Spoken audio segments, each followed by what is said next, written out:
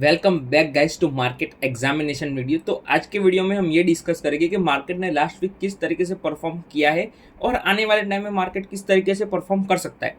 तो सबसे पहले हम निफ्टी के बारे में बात कर लेते हैं और उसके बाद हम ये भी बात करेंगे कि कौन से स्टॉक हमारे ये पूरे वीक में जो मैंने प्रोवाइड किए थे वो कौन से स्टॉक्स बहुत ही अच्छा परफॉर्म करते हुए हमें दिखे हैं। और फिर उन स्टॉक्स के बारे में भी बात करूंगा जो नेक्स्ट वीक के लिए या फिर मंडे के लिए मेरे को बहुत ही अच्छे लग रहे हैं। बट सबसे पहले निफ्टी के बारे में बात कर लेते हैं। तो निफ्टी अभी बहुत ही अच्छा एक्शन दिखा रहा है। अगर आप उसका वीकली चार्ट देखो बहुत ही स्ट्रांग है। आई टेल यू बहुत ही स्ट्रांग है कि अब यहाँ से अगर मूव आता है तो large cap sector as a whole Nifty 50 as a whole बहुत अच्छा मूव कर सकता है। फिर हम बात करते हैं स्मॉल कैप की। तो स्मॉल कैप अगेन बहुत ही स्ट्रांग है। हमारी बात हुई थी ओवर द टाइम की, अभी भी ये स्ट्रांग बना हुआ है। एक पॉज देता अच्छा तो और मजा आता, बट ठीक ठाक पॉज दिया है उसने और फिर अभी वापस ऊपर किए और रैली शुरू की है उसने। अब कुछ स्टॉक्स के बारे में डिस्कस कर लेते हैं जो लास्ट वीक हमने बताए थे और बहुत अच्छा परफॉर्म करते हुए हमें दिखे थे। सबसे पहला है महाराष्ट्र बैंक, जो पर्सनली मैंने भी बाय किया है और बहुत ही अच्छा परफॉर्म किया है। जहाँ से हमने बाय किया था वहाँ से वो करीब करीब 6-7% ऊपर था। फिर हम बात करते हैं एस की। Again day before yesterday buy किया था और आज एक टाइम में ये 7% अप था। नेटवेब भी बहुत ही अच्छा मूव किया है। इधर से वो करीब करीब अभी ओवरऑल 8% ऊपर था और अभी 7% ऊपर है। नेटको फार्मा इधर बताया था इधर कहीं पर और करीब करीब 9% का हाई मारा है। ब्लैक बॉक्स बहुत ही अच्छा स्टॉक जो 16% बढ़ा है, सॉरी 17% बढ़ा है।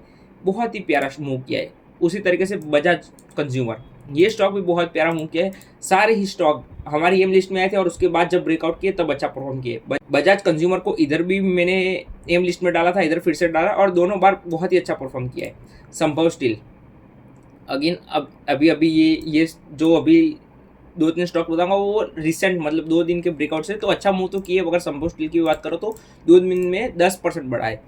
पर्सनली मैंने ये बाय किया था और मैंने ये बताया था मेरी गलती हो गई है कि मैंने इसे सेल कर दिया। उसका एक ही रीज़न था कि मेरे को कोई और स्टॉक बाय करना था और मेरे को मेरे पोर्टफोलियो में ज़्यादा स्टॉक नहीं चाहिए थे, ठीक है, इसलिए मैंने इसको सेल कर दिया। But it is okay, part and parcel of the game.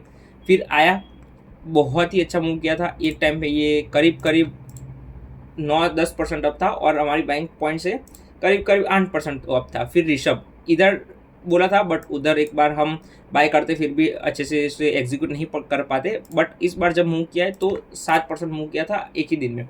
तो ये कुछ स्टॉक्स थे जो हमने लास्ट वीक डिस्कस किए थे। अब उन स्टॉक्स के बारे में डिस्कस करते हैं जो मेरे को नेक्स्ट वीक के लिए बहुत ही प्यारे लग रहे हैं। अवंती फीड्स बहुत ही प्यारा सेटअप है, ठीक है, अगर मूव करता है तो बहुत ही अच्छा परफॉर्म कर सकता है।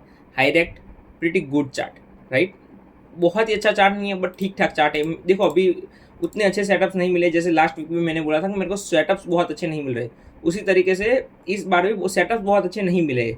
फिर हम बात करते हैं शारदा क्रॉप की। तो अगर जीएमडीसी और वो सब स्टॉक्स मूव करते हैं तो ये भी बहुत अच्छा मूव कर सकता है या फिर मे बी ये इधर से लीड भी कर सकता है, किसी को पता।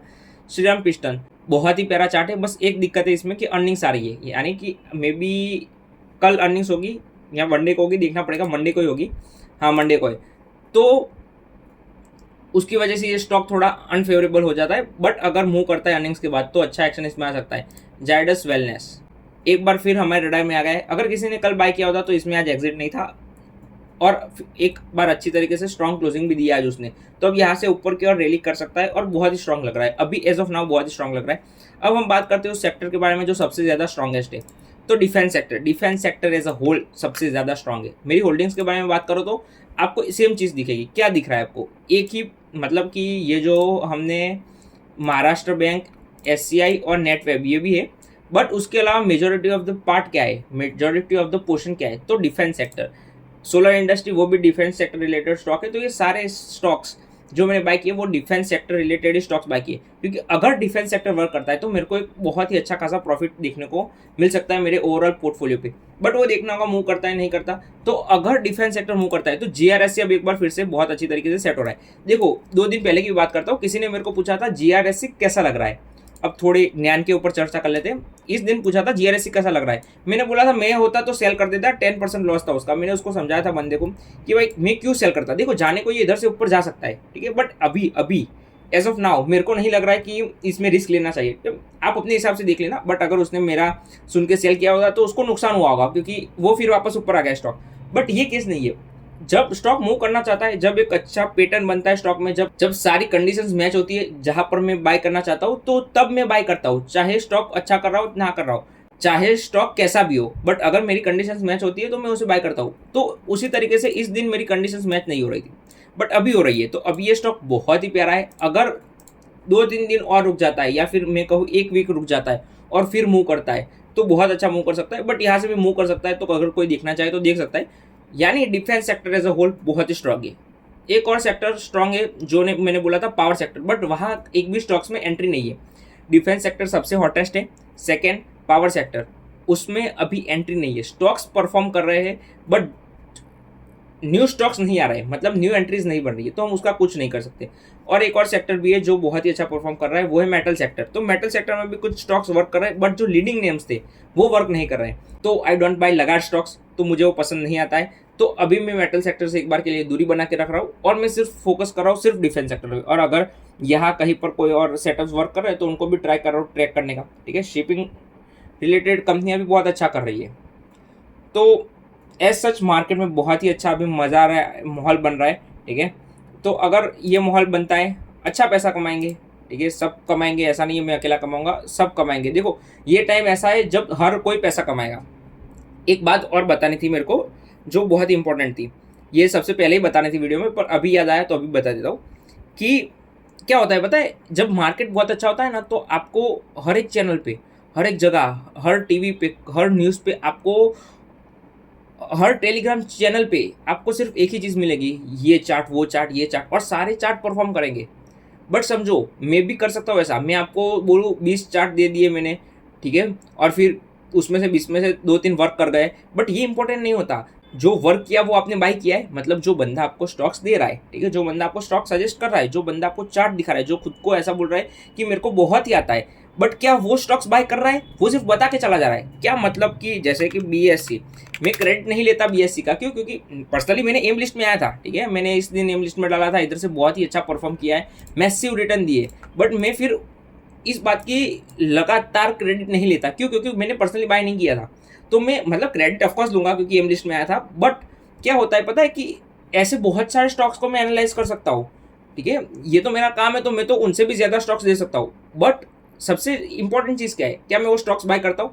तो जो मैं बाय करता हूँ वो मैं आपको बताता हूँ, ठीक है, वो अच्छा मूव करते भी है। तो ये चीज़ है कि उन्हीं लोगों को फॉलो करो जो बोल रहे हैं ना, वहाँ उनका पैसा लगा हुआ है, बोल कुछ रहे पैसा कहीं और लगा रहे हैं। समझ रहे हो क्या कहना चाह रहा हूँ? खुद तो लॉस में, बट आपको दिखा रहा है कि नहीं नहीं मेरे को बहुत ही अच्छा आता है। अगर उनको अच्छा आता है तो पैसा लगाओ, जैसे मैं लगा रहा हूँ, और बता रहा हूँ कि मैंने ये स्टॉक बाय किया है। ठीक है, पहले आके बता रहा हूँ कि ये मेरी एम लिस्ट है, उधर से स्टॉक बाय कर रहा हूँ, आपको बता रहा हूँ। तो ऐसे लोगों को फॉलो करो। ठीक है, ऐसा नहीं है कि यूट्यूब पे नहीं है ऐसे लोग, बहुत सारे लोग हैं, बस चैनल से दूर रहो। बहुत सारे ऐसे चैनल मेरे रडार में, अभी नाम नहीं लूंगा मैं, बट पता नहीं कैसे लोग उनको गुरु मान लेते, आई डोंट नो। बट अगर तुम लोग सुन रहे हो तो ध्यान रखो कि ये सब चीज़ें आपके साथ ना हो, फिर आप ब्लेम मत करना उनको, आपकी गलती है। वो तो बता रहे स्टॉक, बट वो बाय नहीं कर रहे, बाय आप कर रहे, तो आपकी गलती है। ठीक है, it is part of the game. ठीक है, वो भी अच्छा खासा उनकी पॉपुलैरिटी के लिए कर रहे हैं, वो गलत नहीं है, बट आप गलत हो जो उनको फॉलो कर रहे हो। That's all guys for today's video. अगर आप नए हो चैनल पे तो डिस्क्रिप्शन में टेलीग्राम चैनल की लिंक होगी, वहाँ ज्वाइन कर लो, क्योंकि मैं वहाँ सारी चीज़ें लाइव आके बताता हूँ, मार्केट किस तरीके से परफॉर्म कर रहा है, मेरे सेंटिमेंट क्या बने हुए हैं, और मैं कौन से स्टॉक्स बाय कर रहा हूँ। तो thank you once again for watching the video.